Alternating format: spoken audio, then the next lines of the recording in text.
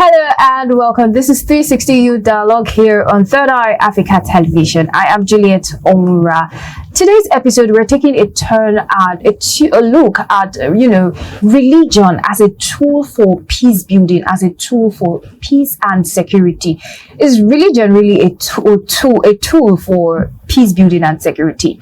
Across history, we have seen religion and faith tradition play its part in shaping culture. We have seen it take its part in building institution, charitable institution, educational institution, and all that. And it has also helped communities survive hardship. We have seen where, religion has kept people going, their belief, their faith, and everything, even during trying times. At the same time, religious differences has taken its turn in our society, in our communities, in countries across the world. We're seeing people manipulate, religion based on their selfish interests or political, interests. In our last episode, we took a turn and we looked at sub-regional and border insecurity and border security and transnational insurgency, where we had Bashiru Mohammed, who is now a peace ambassador. I'd like to throw that, accolades on you. A round of applause. Thank you. Yeah, we're having him here again on this particular episode to take more look at, how does religion be a tool for peace building and all that. Down to you, Bashir. Congratulations on your, graduation and your award as a peace ambassador. Let's start with the topic, actually. Religion, a tool for peace building and security. Is it true that religion can be a tool, and how possible is that? Thank you very much, Juliet, for inviting me once again. So religion, despite the positive effects, has generated a number of criticisms from people who don't subscribe to one form of religion or the other. I'm referring to those who hold a secularist perspective of this world. I'm a secularist mindset. Of course, secularism has different meanings. Yeah. But by secularism here, I'm referring to those who don't accept religion, rather don't accept institutionalized religion. So one of the criticisms they raise is that, and they believe that is one of the major sources of insecurity. Okay. The fact that religion holds exclusivist perspectives on things, exclusivist. So, every religion feels that it holds monopoly over the truth. Of course, the way you define truth is very subjective. And so a Muslim sees Islam as the best. Of course, that's what the Quran says. A Christian, and depending on the denomination of Christendom that you subscribe to, holds the same view, that salvation is through accepting Jesus Christ. You understand me? And depending on the type of denomination you subscribe to, will shows whether you are tilted more to mainstream Christianity or not. Judaism sees itself in the exact same light.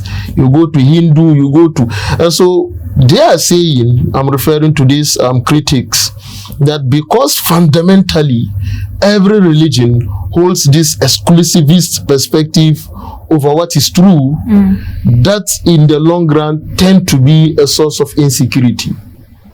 Because if I am right and you are right and that person is right and we cannot agree, then there is bound to be problem. So from that perspective, as to whether there is some truth to it or not, that is another discussion. But so from that angle, they see religion as the source of worry, the source of problems. Another angle to this discussion, this thesis, is the fact that religion keep people asleep. When I say religion keep people asleep, I'm just explaining what Karl Marx said, that religion is the opium or the opiate of the masses. Opium is a type of drug that you take, to calm down the nerves. If they want you to fall asleep, You take that, you fall asleep. So in other words, religion is a tool wherein religious elites suppress, the rights of the masses, and so give them religion, then you can do whatever you want. And so based on that, they see religion as a source of the problem. Beyond this, another angle wherein they think religion is the source of all worry is the fact that religion promises an afterlife. This promise of afterlife, and the world has its own challenges, and there are people who basically want to escape the challenges of this world, and because religion provides calls to the afterlife, it provides a safe haven for people who want to escape the challenges of this world. And so based on that, religion is the source of that is part of the problem rather than the solution. So there are so many points, but I would like us to look at these three fundamental points. From where I sit, of course I subscribe to religion. I'm a Muslim. I'm a Muslim teacher for that matter. So I have issues with that. And I've interacted with, of course, a number of Christians. The society I grew up in is predominantly a Muslim society, but that society had a significant Christian population. Okay. So we never knew growing up, interreligious violence was never something that we knew, the kind of society that I grew up in. And so to look at that and to come across these criticisms, I find it very difficult to grasp. But yes, this is a platform that we are discussing. So that is one perspective. So there are people who hold that, even though I don't agree, but that perspective is there. Okay, well, with these 3 points you just mentioned, you actually take me to the point of asking, involving religion in conflict, is it really a divide measure or a unite measure? Because you've mentioned, all religion thinks that theirs is the truth and the only way, and it's been a tool for elite to suppress the people, and also it's been the way for an escape route. So people will just want to last, as they say. Is it a means of survival, of unity, or a dividement? Okay, so it depends on how you approach religion. Very, very important. The way we define religion affects this question, and the way we approach religion also affects this question. And the kind of people who give an interpretation to religion also affects the kind of question you are asking. And the way we even approach conflict also will have a toll on the question. Conflict in itself is not negative. I'm a student of conflict, and I can tell you conflict is either positive or negative. It depends on how you perceive it and how you approach it. When you see conflict as a positive tool, you see it as like, we all share in the wins and we reduce our losses. That is positive. Of course, you need resistance to have electricity. That's a type of conflict. Differences of perspective. For there to be electricity, there has to be resistance. That's a type of conflict. But that is productive conflict because we have electricity. And we are airing this program. And so the way we look at conflict is very, very important.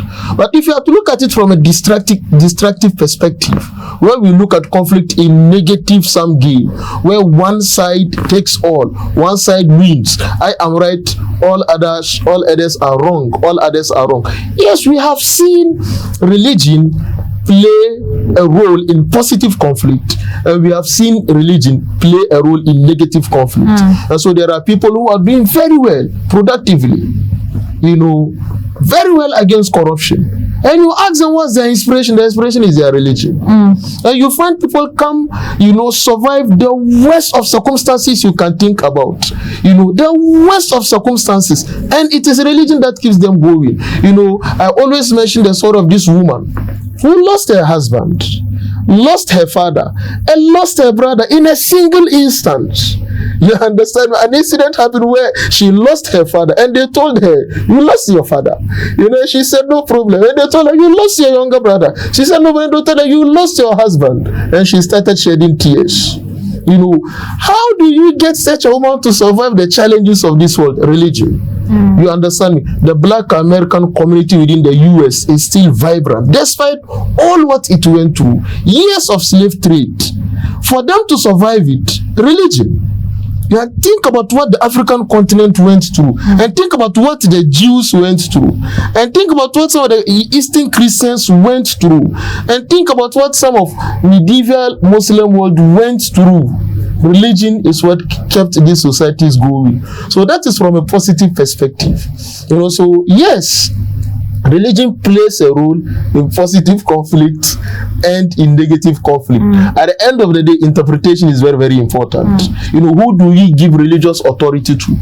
Religions themselves understand that the nature of authority is very, very important. And that is why the pre-modern world, you know, you look at the Catholic world, you cannot just get up and speak on Catholic doctrine. You have to reach a particular, you know, a particular qualification before. But pre-modern society challenges everything, and that is why we are facing these problems. Interesting. So you're trying to say for religion to be unite, it has to have, you know, right interpreters. Then for the wrong, that's where we're seeing the extremists, you know, extremists causing the divide rules, the divide and rule measures and all that. So that's what you're saying. I wouldn't like to entirely blame the problem on extremists. On extremists? Why? The clergy takes part of the problem. Where do extremists get their interpretation from? You know, you go into this whole idea of religious extremism, you do find a number of people from within the clergy, historically taking certain positions, which has created the kind of problem we are facing today. You see, let me just chip in this. It's very difficult to come across one interpretation relative to religion. Like you go to, so I studied mostly Islam, but when I did comparative religion, I studied more of Christianity. So I know about early Christian division around doctrine. And I can tell you that Christian teachings today, you know, there are some priests in the past who don't agree with teachings today that are mainstream. Likewise within Islam, believe me. And so there are individuals, you know, from within the clergy who might have taken certain interpretations of religion which became a problem for later generations. So I wouldn't like to blame it on extremists. Okay. That yes, the clergy, you know, and I'm not blaming the clergy entirely. I'm just blaming it on the fact that you do find individuals who become problems and who are very qualified. It is very difficult to find a unified perspective on an issue. You understand me? Relative to Islam, I know we had debates in the past on the exact nature of the Quran and you know, certain aspects of revelation. We do have these debates within Islam. You go within Christianity, this debate on the exact nature of Jesus Christ. You know, you do find people going extreme, and who are members of the clergy, who are very knowledgeable, and you do find people within the mainstream. So I wouldn't like to blame it on, you know, that will be reductionist. Because extremists have teachings that they rely on, and those teachings, you know, in some instances are linked to authorities, and that is why secular discourse rubbishes the entire thing. Excuse my language, because you do find a bit of support. I don't know if you get the point I'm making. The other aspect also, psychology is very, very important, and upbringing. So if you have individual, so I'm speaking the way I'm speaking because I had a particular upbringing. You understand me? I mentioned earlier that the society that I grew up in had no problem with Muslims and Christians coexisting. Till date, I'm telling you, it's Ghanaian society anyway. So what are you saying? We also have Nigeria. Exactly. Yes, there are societies in Nigeria. Like there are people that I met at the program when I came recently who speak Hausa. In Ghana, when you begin to speak Hausa, people assume you are Muslim. I've met people who are Christians who speak Hausa better than I do, and I told them, if you had interacted with people in Ghana, they would have concluded that you are Muslim. But you are Christian. You understand me? So because of that upbringing, going back to the point I'm making, because of that upbringing, when I approach religious teachings, I approach it with a particular mindset because of that upbringing. Now, contrast that with an individual who grew up in a very rough society, wherein one party oppressed the other. And religion for him was a tool to escape the oppression. I don't know if you understand the point I'm making. So, Ghana and Nigeria, when we talk about colonialism, yes, we had some negative experiences, but there are positive experiences. Try discussing colonialism with someone from India. Just try it one day. Different experiences. So the same way, there were Muslims and there were Christians who had, negative prior history about the other. And that affected the way the person approached the religious teaching. And that eventually led to extremism. So we cannot blame one factor. It's a combination of factors. And as I said, the clergy. We want a solution. That's why I'm mentioning the clergy. And the clergy is an essential part of the solution. But the clergy, at a point in time, was the problem as well.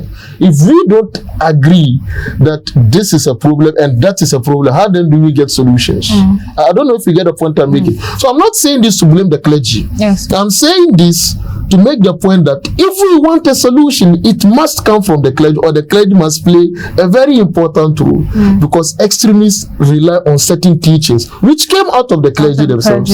So we'll come back to factors that actually fuels religious conflict and all that. But last episode we looked at external forces, the Boko Haram and other external enemies. But right now let's look at internal enemies. We are looking at communal clashes, religious clashes. We've seen that play out a lot of times across Africa, not just in Nigeria.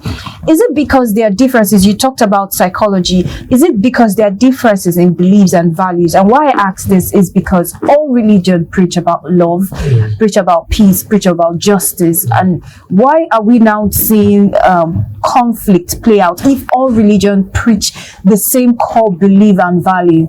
Okay, so part of the challenge is the perception we have of the other, number one. Number two, issues of interpretation. Justice is an abstract concept. Abstract is a concept. How do you perceive justice? How do you perceive love? All these points that we've mentioned. How do we perceive justice? Are we looking at a broader perspective of justice, or a restricted perspective of justice? And so yes, Christianity and religions talk about justice, but if our approach to justice is a restricted approach, wherein I restrict justice to only Christians, yes, you all preach justice, but you understand it's a restricted justice. So if as a Muslim, my understanding of justice is restricted justice, wherein I meet a Christian or I meet someone who is not a Muslim, and I can do whatever I want to that person, and that I'm only supposed to behave in a good manner towards that Muslim, then there is a problem. And we've had these challenges and I would like to give a Muslim example right from the very beginning. When you go into Islamic history, there was an incident which happened in Medina regarding a Muslim and a Jew. The Muslim stole the property of a Jew. The Muslim stole the property of another individual and blamed it on a Jew. Okay. So, stole the property of A, then blamed it on a Jew. And circumstantial evidence led to the Jew as the culprit. So when the case was presented before Prophet Mohammed based on circumstantial evidence, he was about to rule in favor of the Muslim because of the evidence. Then verses of the Quran was revealed by Angel Gabriel to the Prophet ﷺ. You find this incident in Quran chapter 4, the chapter on women. That and the Quran, so many verses addressing this issue, and the Quran basically criticized. This was at a time that the Muslims and the Jews were having internal issues, but the Quran was clear on the fact that no, this person is wrong on what he did. So even though the person is closer to you on this particular incident, this person is wrong. Imagine if we never had these verses in the Quran and the fact that the Prophet Muhammad sallallahu alaihi wasallam was not emphatic in administering justice to that Jew, imagine what would have happened. I don't know if you understand the point I'm making. So sometimes things happen. Based on circumstantial evidence, we tend to restrict certain aspects of our religious teachings. Circumstantial evidence, and that tends to create problems. Maybe a Christian was harmed, and that harm was done by Muslims. But Islam as a religion doesn't support the harm. Now, how do you convince that Christian that when this group of Muslims who were criminals were doing this, it wasn't their religion that was encouraging them? Or if it's the other way around, how do you convince the Muslim that the Christian was just acting individually and not based on the teachings of his or her religion? And so yes, all religions agree. But the kind of these concepts that you mentioned, our perception of this concept and our social perceptions tend to affect the way we approach these things. If as a Muslim, my perspective is restricted justice, you will know that I will have issues with people who are not Muslims. You understand? I don't know whether I've answered your question. Yes, you did answer the question, but if we're seeing, such written in the Quran and in the Bible and other holy books, then what really is fueling conflict, religious conflict, and not just religious conflict, how religion plays in conflict. Religion has been a tool for differences, diversity, and conflict. What really keeps fueling this? If it's written in the book, why are we still having such? So religion is the greatest source of motivation for people.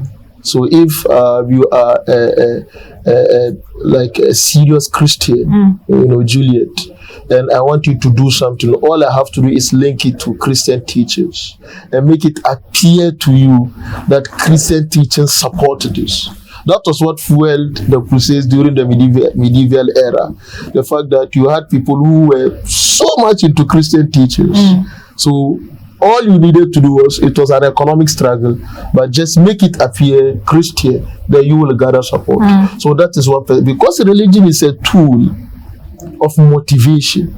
If you want people to be motivated, religion plays that role easily. So others feed on religion. You understand me? That is one point. Secondly, for places wherein there were clashes, religion was a source of strength, a source of galvanizing people against a specific cause. Let me explain that. Within the sub-region, during the colonial era, French West Africa to be precise, there were areas wherein religion was seen as a galvanizing force in throwing those who had colonized French West Africa out. You understand? You needed to throw them out. Religion was that tool that was used to gather the people. That objective was achieved, but then it left a history for later generations. If I need to achieve an objective, what do I do? Religion. So even though that objective was legitimate then, all I need to do is to present my illegitimate objective as a legitimate one to get people. Thereby use religion. And so this is also another perspective which I want to point to it. So yes, Juliet, I don't know if I've answered the question, but just to chip in this, religion for some people was a galvanizing force. You understand? Once that objective is achieved, how then do you restrict later day people, as in people who come afterwards? Yes. Because for them, they are not interested in the history and not the details. This was what our ancestors did, and it was a religion day. So it's easier for me to galvanize on such a narrative. Let me just give an example. We go to northern Nigeria. The people in the north are proud of what their ancestors achieved before the coming of Europeans. I'm referring to the Sokoto Caliphate. People are so proud of it. And this is a caliphate which had religious undertones. Now, it's very simple for someone to galvanize on that and take advantage. Because the people are proud of that history, it's very easy for me to capitalize on that. you understand me, and take advantage and present a cause which may not be similar to what happened in the past, but just because I have an objective to achieve, I'm just feeding on that. So, interesting. So the basic thing you're saying that fuels, conflict and religion as a tool of conflict is the interpretation of, religious motive. exactly the point. Interpretation is very, very important. Religion thrives on interpretation because, when you look at the holy books, there are things that the holy books speak to that needs interpretation. If you take a literal approach to it, you will have issues. You understand me? And so that is why there is this science of hermeneutics, among, the clergy, within the clergy, because interpretation is very, very important. But interpretation cannot, be separated Exactly. from the biases of the one doing the interpretation. So if I become a high-ranking Muslim scholar one day and I'm into interpreting the Quran and the examples of the Prophet, that cannot be separated from my biases. And that is why within Islamic curriculum, when you read a book on interpretation, one of the first things they tell you is to give you the history of the author and to give you a history of the circumstances surrounding the author. So you separate the author as an individual from the interpretation that he has done. But in doing that, you are putting your own biases into it. So it is something we cannot completely take away. Yes, we can never, no matter how hard we try, and so interpretation is very, very important. That's right. Beyond interpretation, there are certain structural things that we have to address. Johan Galton looks at violence, conflict from 3 dimensions. He looks at direct, the actual conflict or violence, and there is structural and there is cultural. Religion comes under cultural. That's at the base of the triangle. So on top of the triangle is violence or conflict. At the base of the triangle is this culture. So religion plays in there. There is also structure. We understand when we look at economic issues, when we look at certain fundamental issues that if we are to work on, we won't have this challenge. You understand me? See, Juliet, we are having this discussion because that structural aspect relative to the two of us has been done. Yes. You've gone through a type of training which makes you see me as an individual who has an output to give. And I see you as an individual who has an output. Now let's focus on that output and forget about our individual persons. That is what the structure has done to us. Until we work around the structure to make people see, the good that others are ready to give and their productivity rather than who they are, rather than their gender or that part of the land where they come from or the color of their skin. That's right. Or their religion or their race. Until we work on that, we will keep having issues.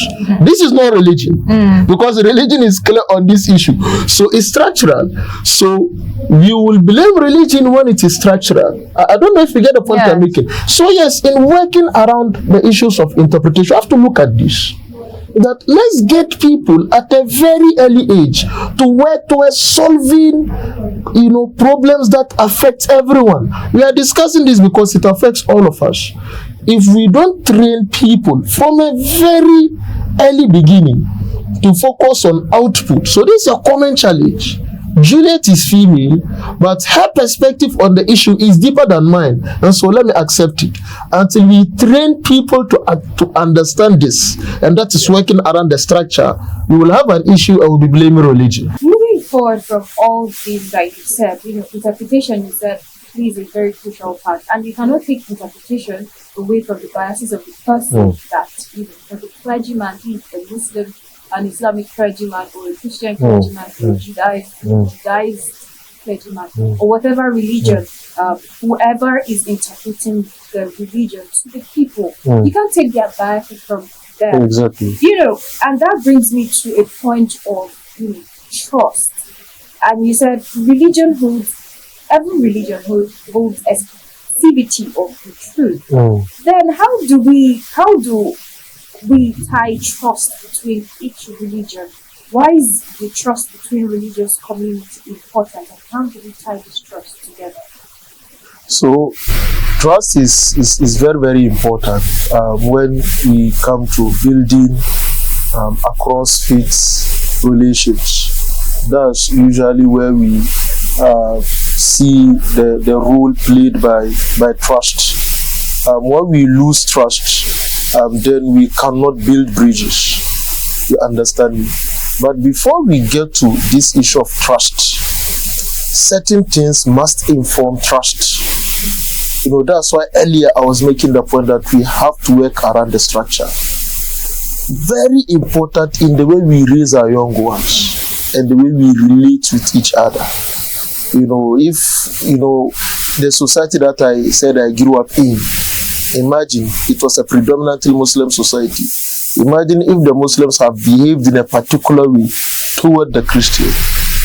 How will that impact the building of trust? You understand me? So usually we do things and we forget the implications. But those who are affected by it, keep it at the back of their minds for God knows how long. You understand me? So trust is a process. Trust building, we shouldn't expect it to come in a day. Yes, it is important in building, as I said, building relationships across faith. But we have to understand that it is an entire process, and how we interact with each other is very, very important. If as a Christian, people see me as someone who is serious about Christian teachings, I should be seen in all instances to exemplify the teachings of Christianity. There might be someone who is seated aside, who is observing, what I'm doing. Let me just chip in this story about an imam. This incident happened in the UK actually. So there was this imam that people were praising in the community for being anti-corrupt. And the bus driver heard it. So there was this day that the imam took the bus, and the bus driver, gave the imam more change than the imam was supposed to receive, and the bus left. So when the imam took the change, the imam didn't know that the bus driver, the driver was testing him. So the imam was caught. So the imam was the one who was narrating this, caught between, moral dilemma. Should I return the change to him the following day, or he has given it to me? So I was just thinking. The following day, the imam decided to, against the struggle he had with his inner self. He needed the money. That was, let me just give him back his change. He gave him back his change, and that was when he realized that it wasn't a mistake, and the man was just testing to see whether the man is really who people say he is, or he's just faking things. You understand? When the imam knew that, the imam says, wow, I nearly sold Islam, for this meager amount of money.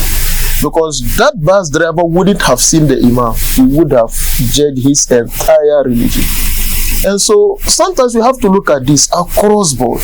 The fact that we have to exemplify the teachings of our religion. For people might be seated somewhere observing us, which in the long run will go a long way to, impact on the way we build this issue of trust, which is very, very important. Okay. So to build this trust, it doesn't have to now play via the clergy. It's every individual playing out their religion. Every individual. The role of the clergy. So clergy is very important when it comes to issues of interpretation. How do you teach the people the direction to go? That's basically the role of the clergy. But when it comes to practice, the clergy is supposed to practice just like anyone else. So we won't say because I'm not a member of the clergy, I'm not supposed to do this. This is for the clergy, this is wrong, but I'm not a member of the clergy. No. The law applies to everyone. The clergy only provides direction based on the circumstances that we find ourselves. The clergy will look at it and say, this is the way to go. But once they decide this is the way to go, it is binding on everyone, exactly, and not just them alone. Exactly. In the Christian faith, when they see someone upright, it's like, oh, you're a pastor. So that doesn't just have to play. Uprightness does not have to just play out for pastors or religious clergy. It has to play towards everyone. And that's the way we view that communion trust within religion. Okay, we often see kind of crisis localized. This kind of crisis, communal clashes, religious clashes, often localized. But I often think that this usually would affect national security. I don't know what's your view on that. Yes, of course. So it depends on. So I'm very careful on concepts, because within our space, national security and issues of security are contested concepts. Contested. How do you defend all these concepts? You understand me? Yes, clashes do affect national security, but then what is national security, and to what extent do clashes affect, and how then do you approach the structure to solve some of these things before they even become clashes and end up affecting the concept of this national security?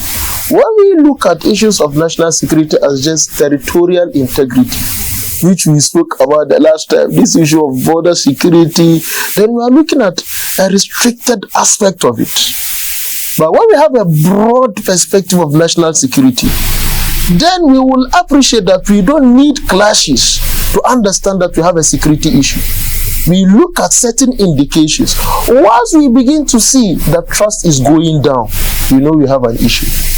Once we begin to see that, the way we used to harmonize is going down, then it means we have issues.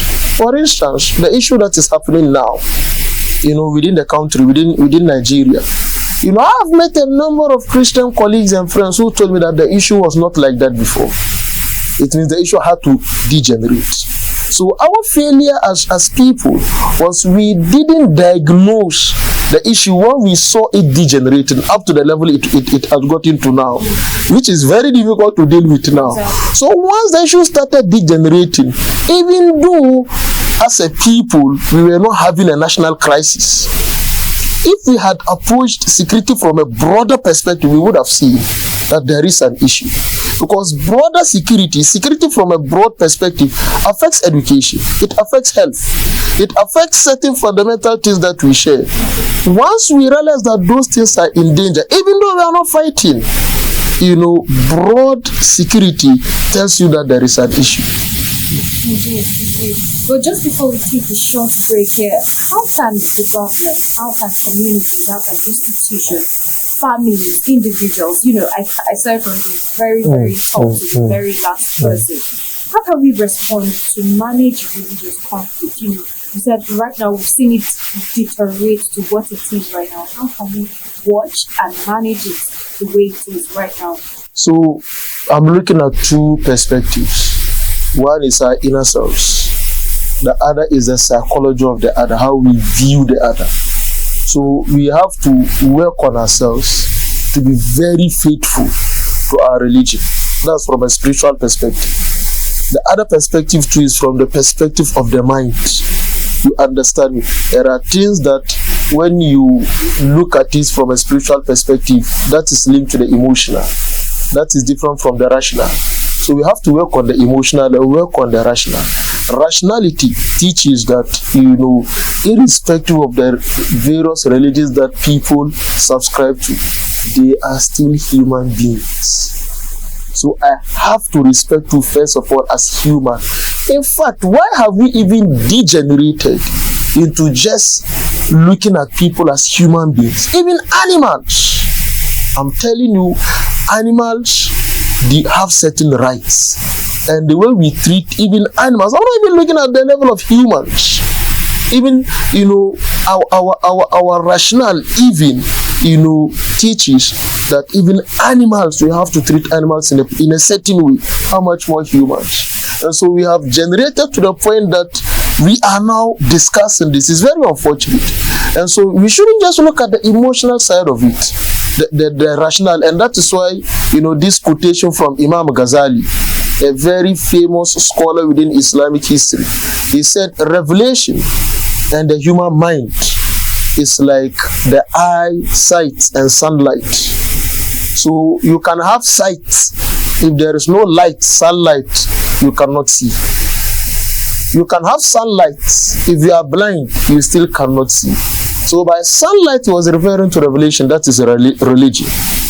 By sight, he was referring to the psyche, the fact that we need both, the human mind. We need both. If we take the mind out of it, we become emotional beings. And once you're emotional, you can be used. All I need to do is to tell people that, go after Juliet, because the religion says this. And because I'm not using the mind, I won't even recognize the fact that she has a right to life and a decent living. I don't know if you get the point I'm making. So this is, at our level. The other thing too, the psychology of the self is, how we can build bridges. Let's look at all our religions, the fundamental values that these religions call to. Let's see how best we can promote these values, whilst respecting that our diversity is part of the divine scheme. The fact that we need diversity as humans. Imagine if we, clear all the males, the women will not survive. We clear all the women, the male will not survive. In fact, we clear all the trees, humankind will not survive. So, we need the other to survive as humans. And so that is why we have to build bridges. Whilst respecting. And I'm not saying that you should give up your Christian values. Be a faithful Christian, be a good Christian. But at the same time, let's try to see how best we can build bridges, especially in areas wherein we have common challenges. Very, very important. See how best we can bring our different perspectives. You as a female, you bring the feminine perspective to it. And your religious perspective to it. Me as a male, I look at it from the masculine perspective and from my religious perspective. Then we see how best we can blend and solve this common challenge. So these are the two opinions I want to offer on this question. Interesting. Thank you for that opinion. And before we move forward, let's take a short break. When we are right back, we'll talk about how we can co-survive and live in peace with our religion. Do stay tuned with us as we take a short break after the short break. Thank you for staying tuned. If you're just joining in, this is 360 Youth Dialogue here on Third Eye Africa Television. We've been having a wonderful, necessary, I would call it a necessary conversation where we're talking about religion as a tool for peace and security building. This is really a necessary conversation. I've been having this conversation with Bashiru Mohammed. He's a peace ambassador, and we had him in our last episode where we talked about sub-regional security, transnational insurgency across Africa. And right now, before we took a break, we had a long talk on how religion has been used as a tool for conflict and other things, and how interpretation plays a big role in religion as either a positive or a negative. And also we talked about how we need each other to survive, and let's take it up from there. Needing each other to survive, we often speak and advocate for peace. Do you think peace is absolute, and what does peace mean beyond the absence of war? Interesting. So there are two main dimensions to approach peace. We have what Galton calls negative peace and what he calls positive peace. So negative peace is what we've mentioned, the absence of war. Basically that's negative. Yes, it's peace, but it's negative. The absence of war doesn't mean a society is peaceful. So there are, let me chip in this, there are two different approaches to it. We have Galton's approach, which is what I've mentioned. We also have Boulding's approach, Kenneth Boulding, where you look at stable peace and unstable peace, stable war and unstable war. Anyway, so negative peace is the absence of war. So the people are not fighting, negative peace. But the fact that we are not fighting, myself and Juliet, the fact that we are not fighting doesn't mean everything is going on well. And marriage people are good at portraying this. You see the husband and wife going to the mosque or going to the church, and you think, everything is going on until they get home. Then you realize that things are not really going on well. You understand? So that is negative peace, absence of war. You have positive peace. Positive peace is, that is where you look at peace as a quality. which is expressive of a society that is operating harmoniously. It's a quality. So you look at a society operating harmoniously, then you understand that these people are not even thinking of fighting. It's not part of the agenda. They have differences, but they have mechanisms to solve those differences. That's where Bolding's perspective comes: unstable peace, unstable war. Stable peace, stable war. So stable peace, there are mechanisms to address issues. So if I step on your foot, there are mechanisms. You don't have to fight. You just use those mechanisms. You get me to either apologize or to pay a fine, or there are mechanisms to remedy mistakes that are done. And so that is also peace. But our challenge as a sub-region is to look at peace as, the absence of war. Basically that's why we look at it. If we had approached peace earlier, we would have seen that our society is deteriorating, and we would have put in measures. We understand that's why we call this negative peace. And the problem can be there, but the problem is brewing. For instance, we had this society in Ghana, long before, shortly before I was born, that you read in books on conflict in Ghana. It's very funny that a guinea fowl sent two communities fighting. But during the fellowship program, someone mentioned that a guinea fowl, there were issues. There were issues already, but everyone was quiet, behaving well until the guinea fowl. I don't know where the guinea fowl came from. The guinea fowl reignited. A houseman would say, "That no problem." Already there were issues. So I was just waiting for an opportunity for Julia to step on my foot. Then I will pounce on her. And the guinea fowl provided that opportunity. I'm telling you, and people died. Lots of people. But people say, guinea fowl. That when researchers began to engage, after they were trying to bring the society back post-conflict reconstruction, then they understood that it wasn't the guinea. Why would people fight because of guinea fowl? That no, the guinea fowl triggered what was already there. Meaning you thought the society was operating harmoniously, but there were problems.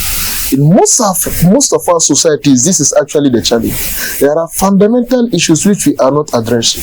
And because I'm a good Muslim, I go and I do something small to the good Christian, then we pounce on it. We find two people fighting. Then we blame religion. No, we are having issues already. And that is because of how we approach this whole idea of peace. If we are to look at it from a broader perspective, where we look at certain fundamental issues, then we work on it. To understand we have our educational institutions, where we have Muslims, Christians, people of different faith attend those institutions and still come out as good Christians, good Muslims, good Hindu, good whatever. Then we now begin to look beyond the religion whenever we have a common challenge. Well, let's talk about some measures. The measure of forgiveness and reconciliation. When each just forgive whatever that has gone back, negative peace. We don't have to talk about, or we don't have to wait for something to happen before we solve things. Forgive. But in my opinion, I will really say that forgiveness and reconciliation can help divided communities, but justice plays its own part. Justice is very necessary. No community or no religion wants to just forgive versus forget and forget. Even right now, people are still calling for justice for slave trade. What the colonial masters did to our ancestors. We're still seeking justice. And do you think justice really can play a part?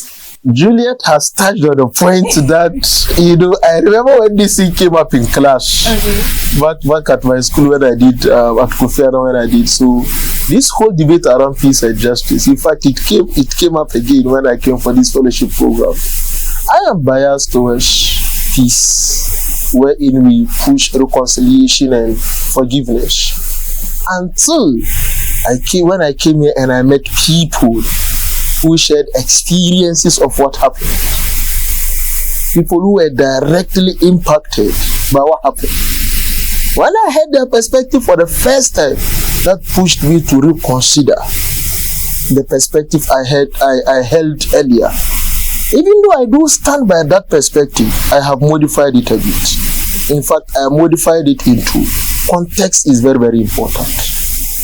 One context will call for let's forgive and let's reconcile. Another context will call for justice. But look at it from this angle, Juliet. I want to critique those who argue for justice. When I raise up a child and I put some teachings in his or her mind to disrespect any other person who is not Muslim, this child, I brought him into this world. I gave him a strictly Muslim setting, and I trained him not to consider other people as human beings. And that child grows up to abuse people who are not Muslims. Is it really the fault of the child? So if you are calling for justice, you are not really remedying the problem, because there are what you call shadow actors. But Yes. just to pause you, it's not really the fault of the child, but it's still the child's responsibility to relearn, to reculture himself, but especially when given the opportunity to be exposed to education. And now, I'm not talking about Western education. Yes. I'm talking about being literate, being able to understand what is right and what is wrong. So that's where I say the child still had that responsibility. Juliet, you are free to say that, but I'm looking at it. See, what is even knowledge? You understand me? What are you exposed to? If, Juliet, you expose me to something you want me to see, and I consume it, I might even become a professor in that field and still have a narrow perspective on issue because of what I was exposed to. You understand me? That's what I'm saying. See, think about what Hitler did.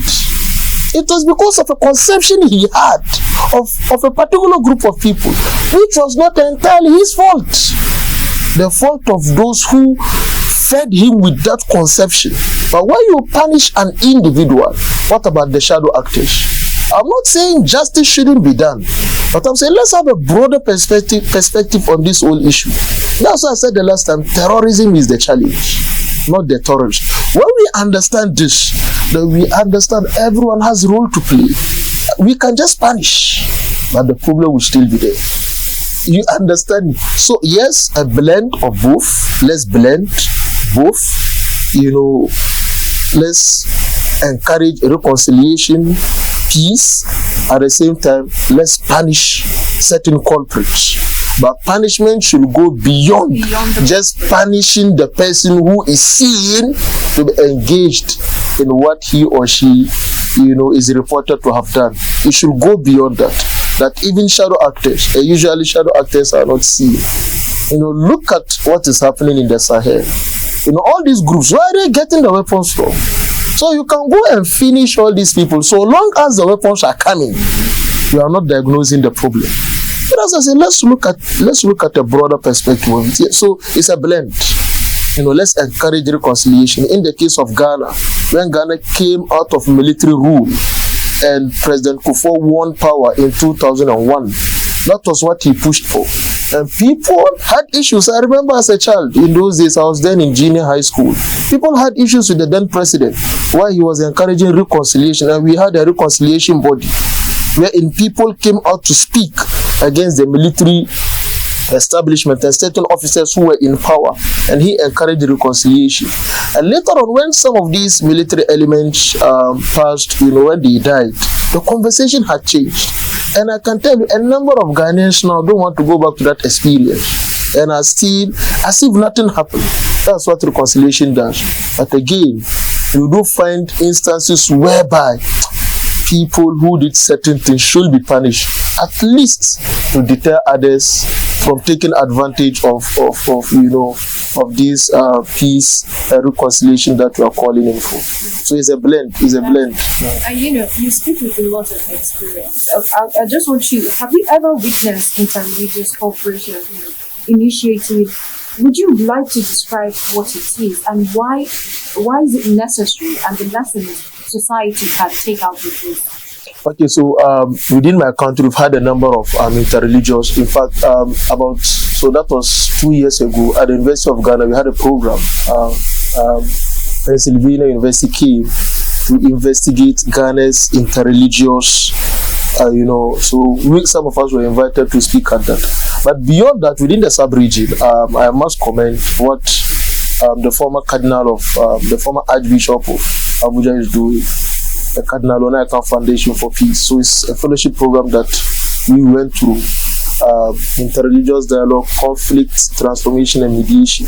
Very, very important. For the first time, I'm interacting with Nigerians, from different religions. I've been coming here, since 2018, but my interactions has largely been restricted to the Muslims because of the activities I do. It's the first time that I'm interacting with Nigerian Christians, and it's interesting. Sometimes you sit back and you ask, what at all is the problem if you are having this level of engagement? Exactly. It's something I want to comment. That the program is really wonderful, and if Nigerians give in their support in whatever way they can, I think a time will come that generations will look at what is happening now and laugh over it. Because of this whole idea of trust building and getting to know the other. There is this thing that I would like to say, this thing I want to chip in, this concept of single story. When we came for the fellowship, that was the first content that we were exposed to, the concept of single story. And it sent some of us to actually start thinking about our own biases before we went into the actual fellowship. So we had courses on Muslim teachings, courses on Christian teachings. We went into Christian teachings. Then we had interreligious courses wherein we looked at areas wherein major religions agree. We looked at it beyond just Islam and Christianity. We look at Hinduism, Buddhism, Judaism, so as we could come out with areas wherein we have agreement and see how best we can work on that. Areas wherein we have disagreements, then we see how best we can. So if I interact with a Christian, areas wherein we have disagreements and that Christian holds in high esteem, I am encouraged not to abuse those areas. Areas wherein the Muslim holds in high esteem, of course, not to abuse those areas so as to fuel. So frankly speaking, I would like to commend the fellowship program. Let's talk about the core principle of interfaith dialogue. It's important. What would you say is the core principle? Why should people have this interfaith dialogue between different religions? So it's to build bridges and it's to know each other. You build bridges and you know the other. But fundamentally, two main things I would like to say. Sincerity is very, very important. Secondly, it is done to know the other and not to convert. So you go into an interreligious setting. Be sincere, that you open up. Things that Christians do that you are not happy about, you tell the Christian. The Christians that I live with, they do this, that. Frankly speaking, I'm not happy about it. Then you get them to explain why they do those things. Then that Christian will also tell you, these are the things that Muslims do that I'm not happy. Then you get the Muslim to explain why, just to have a better understanding. But beyond it, if we are not sincere, we are just building castle in the air. It will crumble one day right before our own eyes. So the second thing, it is not to convert, but to understand each other. And the main objective is to form, to have this understanding so as to solve a common challenge. So I continue being Muslim. I continue inviting people to Islam. She continue being Christian. She continuously invite people to Christianity. But once we meet at an interfaith session, I'm only explaining why I do certain things. She is only explaining to see how best we can agree to solve a common challenge. This is very, very important. Just before your final words, let's talk about this topic. How can you describe, if you're talking to the youth right now on religious tolerance and peace, how does religion, or what role can the youth also play in making religion a tool for peace and security? So youth. So the youth, is that stage within a person's life which is positive and can be negative. The energy is there. Some say youth bulge. That if you don't harness the positive aspect of it, we create problems. And sub-Saharan Africa is, Africa in its entirety is a religious place. Sub-Saharan Africa, religious adherence, according to the Pew Research Center, will increase going into 2030 or going into 2060. The reason is Nigeria. The reason. So Muslim population will increase. The reason is Nigeria. Christian population will increase. The reason is Nigeria. I'm not mentioning Ghana. I'm not mentioning Ghana, but Nigeria, because we have a huge population, and you are dealing with diverse groups, and you are dealing with people who are very religious. You understand it. Now that is an asset, and it can be a liability. How do we deal with this increment? Then we have to find common grounds to address common challenges. We have to cooperate, or else this energy will explode. And when it explodes, Nigeria will drag the sub-region with it. I'm mentioning Nigeria because Nigeria holds a very special place within the sub-region. Challenges in Sierra Leone and Liberia, Ghana and Nigeria intervened. You understand me? Gambia, when they had election issues, Ghana and Nigeria intervened. It's like the elder brother and the younger brother is following. But who is the elder brother? You don't know, because we gained our independence before Nigeria anyway. So when we look at population, you are the elder brother. When we look at independence, which is usually what we look at, Ghana is the elder. But the point is, whether Ghana is elder or Nigeria, you need Nigeria on board because the population is huge. If Nigeria explodes, Ghana can never absorb more than 2 million Nigerians. But 2 million in Nigeria is nothing. It's nothing. It's chicken feed. But 2 million will overwhelm Ghanaian population. That's a huge number. Ghana is a little over 30 million. That is Lagos State.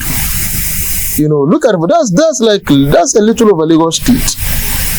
And so the youth out there, the Nigerian youth out there, you have to get things right. You have to. As to how you do it, frankly speaking, I'm only giving what I think is the solution, which may not be the solution, but you have to get things right. Nigerian, you have to get things right, because once this energy explodes, subhanallah, only God knows what will happen. So I hope we never get there. Yeah. And I'm happy what I'm seeing. Yes, there are challenges in some parts, but there are other areas too that things are going on well. And so let's focus on the positives.